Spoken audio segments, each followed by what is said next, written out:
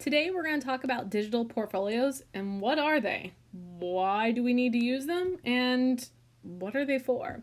So let's go ahead and let's dive in and talk a little bit about digital portfolios. So let's start with answering the big question of what? What are digital portfolios? Well, digital portfolios are a great way for you to save your ideas or show your ideas, goals, your wonders, your learning journey, showing and highlighting that whole journey, including your highs and your lows, your successes and failures, and even including your dreams. It's really anything that you want it to be. So, why? Why should we be creating these digital portfolios? Well, one of the reasons is that you want to celebrate your beautiful hard work. You might want to archive your work so that you can go back and view it at another time and use it again. You might want to just organize all of your work so that it's in a safe spot, so that it's always there for you as a tool later on. Or you just want to keep it and reflect on it. And you might also want to use it because it can help you to understand where have you been and where are you going, to show how you've grown, and a way for you to share all of your beautiful ideas and original work. So let's go ahead and let's think about the saving part, because that's really where it comes down to. What do you save to be able to create this digital portfolio? Well, when you're thinking about the story you want to tell or the purpose of your digital portfolio, it really comes down to this idea of understanding, are you looking at wanting to express your journey that you've been on, or something that maybe you've worked a really long time on, or something that you're proud of? Those are the things that you want to save. Those are worth putting in to a digital portfolio. It might even show growth. So it might not be something that's perfect. It might be the many sketches and redos and revisions as well as the end product. It's also important that you keep your goals that you've dreamt up or sketched or written down. And also thinking about those dreams, and even thinking about a linear aspect of maybe it's a timeline. So maybe you've taken snapshots of writing over many weeks or over many months, and you're showing that so that you can think about how have you grown, or thinking about maybe some ideas there that can help spur and further your learning and creativity.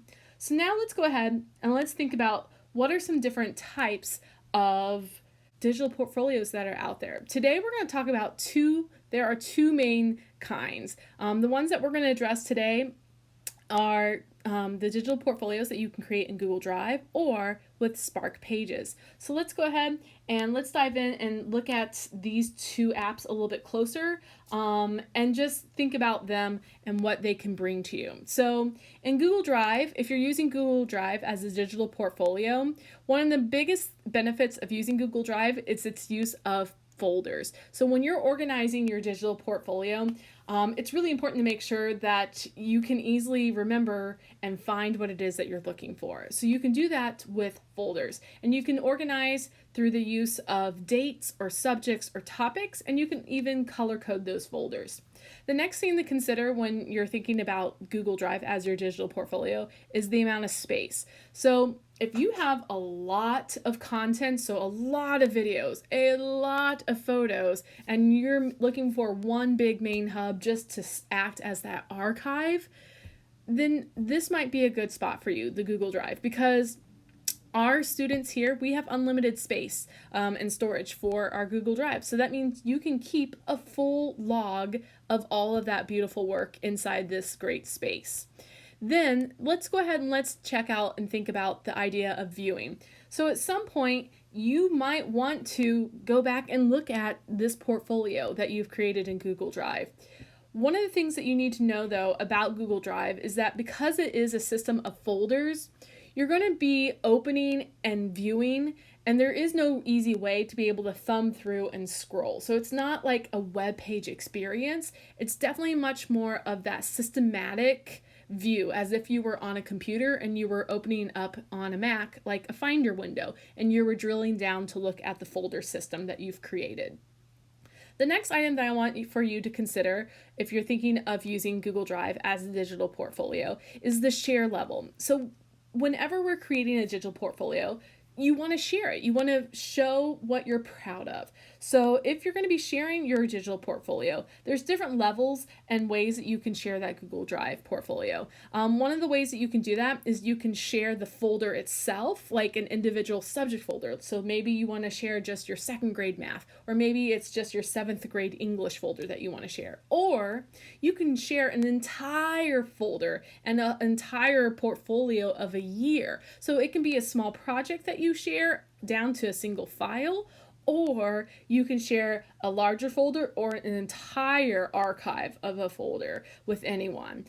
So those are the different kind of benefits, pros and cons of using Google Drive as a digital portfolio. Let's go ahead and check out now the Spark Pages app and how that can help you in your digital portfolio creation. So the first thing that you want to look at and consider is the design aspect of Spark Pages. So Spark Page uses more of this web page design feel, so you can organize by date and subject and topic still, but you're going to be doing that more in a much more granular way that's similar to the creation of a web page where it's a scroll. And so you might want to consider thinking about, organizing. Do you want the newest, kind of like a blog? Do you want the most current recent work on top, or is that going to be at the bottom? And you can organize that through there. Then the next thing that you want to consider is the amount of space. So if you are thinking about making a Spark page as your digital portfolio, that's awesome. But you need to be kind of mindful about some of the limits that Spark page might bring to you.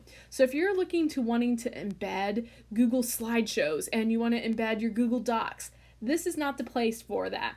What you would want to do is export your slides or your docs. You want to export those slides as images and then import those as images into that Spark page site. Or if you had a doc that you wrote and you have beautiful words, you would simply copy the words and then paste them into a text section inside your Spark page. So a little bit different. You can't directly embed, but you still can have beautiful scrolling galleries. If you have a lot of images, so you can create a little gallery of images there as well. So a little bit more freedom and creativity in design, but definitely very different from the space setup and systems of Google Drive. Let's go ahead now and let's talk about viewing. So if you are using Spark Pages as your digital portfolio, then you're going to notice something right away. And that's how easy it is to scroll and view the content. If you've organized it, then you're going to be able to see all your pictures live because it's a web page. So it looks like every picture is right there.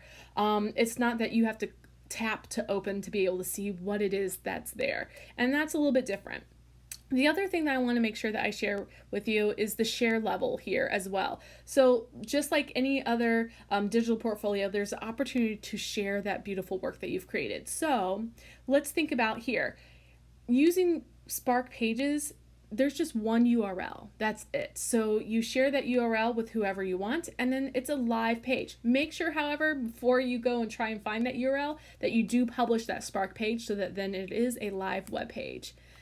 Thanks so much for listening. I hope that this introduction to digital portfolios was helpful for you as we looked at 2 different options for creating a digital portfolio using Google Drive and Adobe Spark Pages. Thank you.